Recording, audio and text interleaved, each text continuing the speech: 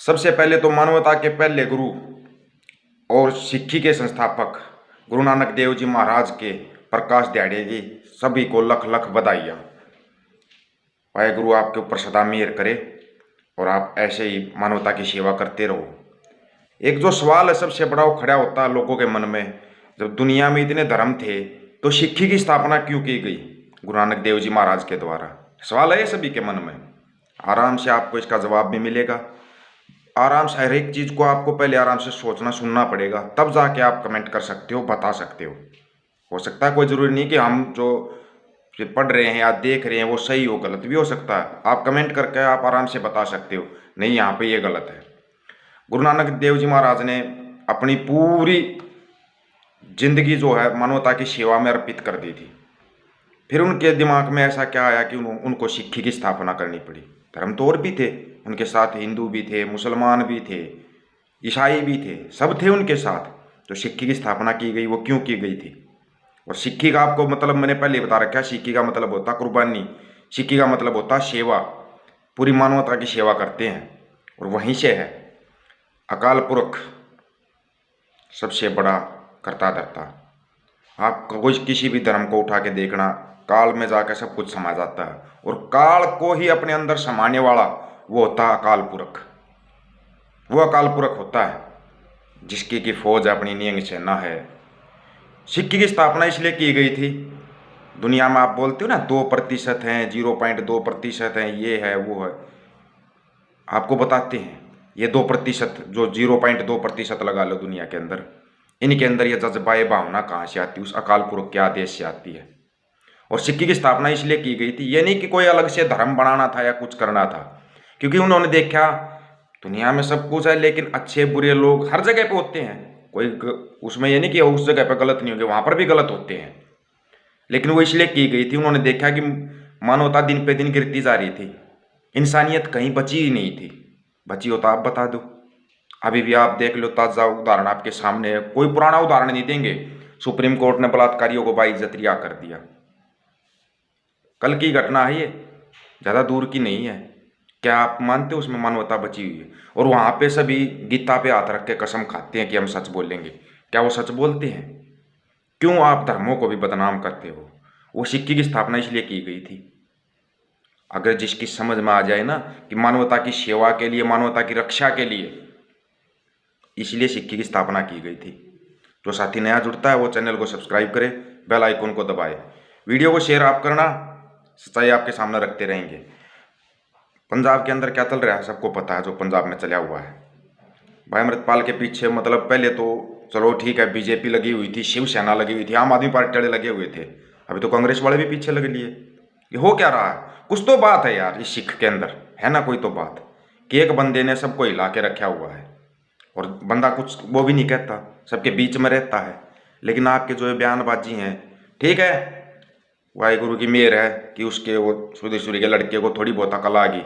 अकल थोड़ी बहुत आई है, पूरी तो नहीं आई है कि उसने माफ़ी मांगी है। पहले उसने बयान दिया था कि सिक्कों को घर से निकाल निकाल के मारेंगे, लेकिन उसने अपने बयान के लिए माफ़ी भी मांगी है। लेकिन एक चीज़ आप हमेशा याद रखना, जिसको कि हम भूल जाते हैं, हम क्या करते हैं, हम दिल से सोचते हैं, ये दिमाग से सोचते हैं, माफ़ी मांगते हैं और फिर गलत काम कर देते हैं। लेकिन अभी ऐसा कोई मौका नहीं मिलेगा, किसी को भी दिया भी नहीं जाएगा ऐसा मौका। किसी पे इतना ज़्यादा भरोसा करना ठीक नहीं होता। इन पर भरोसा किया, इनको वहाँ पे बिठा के रखा, तो इन्होंने क्या गंद फैलाया वहाँ पे। आपको पता है जब हम क्लास 4 में थे ना, क्लास 4 में, तब मैंने एक पाठ पढ़ा था गुरु नानक देव जी महाराज का। तब पढ़ते थे हम कि वो ननकाना साहिब चले, वो एक गांव में चले गए थे, वहाँ पे उन लोगों ने उसकी बहुत अच्छी सेवा की और अच्छे से उनको उनके उपदेश सुने, सब कुछ किया। और चलते समय पे गुरु नानक देव जी महाराज ने बोला कि तुम यहाँ से दाहिने बाएं चले जाओ, मतलब तुम अलग अलग हो जाओ। समझते हो अलग अलग हो जाना का मतलब? कि एक जगह पे ना रहो, अलग अलग हो जाओ, एक ही जगह पे बसे मत रहना, ठीक है। अगले गांव में गए, वहां पे कुछ लोगों ने उनको गालियां दी, गाली गलौज किया, ये किया। उस समय पर भी ये होता था, क्लास 4 में पढ़ा था, और वो पाठ अभी बंद कर दिए गए थे। तो उन लोगों ने उसके साथ गाली गलौज किया, सब कुछ किया। तो चलते समय पे गुरु नानक महाराज ने बोला कि आप यहीं पे बसो, आप फलो फूलो, यहीं रहो, इस दायरे से बाहर ना जाओ। तो उनके साथ जो चलते थे उन्होंने पूछा कि महाराज आपने उनको तो बसने की जगह पर अलग अलग फैलने का वो दे दिया, और ये जिन्होंने आपके साथ बुरा किया है आप उनको बोल रहे हो कि ये एक ही जगह पे बसे फले फूले। तो गुरु नानक महाराज ने बताया था कि वो अच्छाई थी, वो अगर फैलेगी ना, जितना फैलेगी उतना ही ठीक रहेगा, और ये बुराई है, ये बुराई एक ही जगह पर रहेगी ना तो ही ठीक रहेगा, ताकि ये बुराई फैले ना। वो बातें आज तक याद हैं क्लास 4 से, उनको साल भी बहुत सारे याद हो गए, 33-34 साल पहले पढ़ा था हमने। अब आप अंदाजा लगा लो, वो तब का अब तक याद है, वो बातें अब तक याद। अब तो नहीं पढ़ाया जाता, पहले पढ़ाया जाता था गुरु नानक देव महाराज के बारे में, दशम पिता गुरु गोविंद सिंह के बारे में, लेकिन अभी पाठ्यक्रम से ये चीज़ें हटा दी गई हैं। क्यों हटाई गई?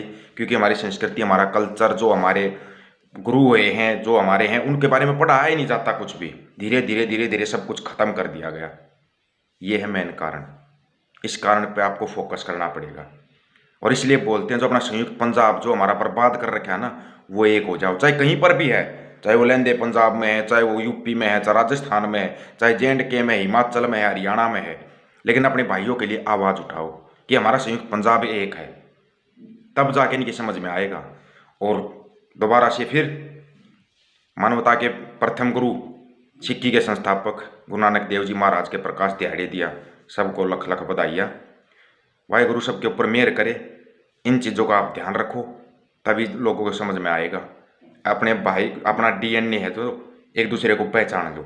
अगर हमारे भाई के साथ कुछ गलत हो रहा है तो हमें आवाज़ उठानी चाहिए। अगर पंजाब में कुछ गलत हो रहा है तो चारों तरफ से आवाज़ उठनी चाहिए, नहीं करना है ये, तब जाके सरकारों को सचेत होंगी, हाँ इनकी एकता बनी हुई है। ये एकता बना लो, यही आज आपसे एक विनती है कि अपनी ये एकता बनाओ। हरियाणा, पंजाब, यूपी, राजस्थान, हिमाचल, कि हमारा संयुक्त पंजाब एक है। जब संयुक्त पंजाब एक होगा फिर पूरा देश भी एक होगा। इस चीज़ को आप देखते रहना, पूरा देश एक होगा, ये भी आप देख लेना।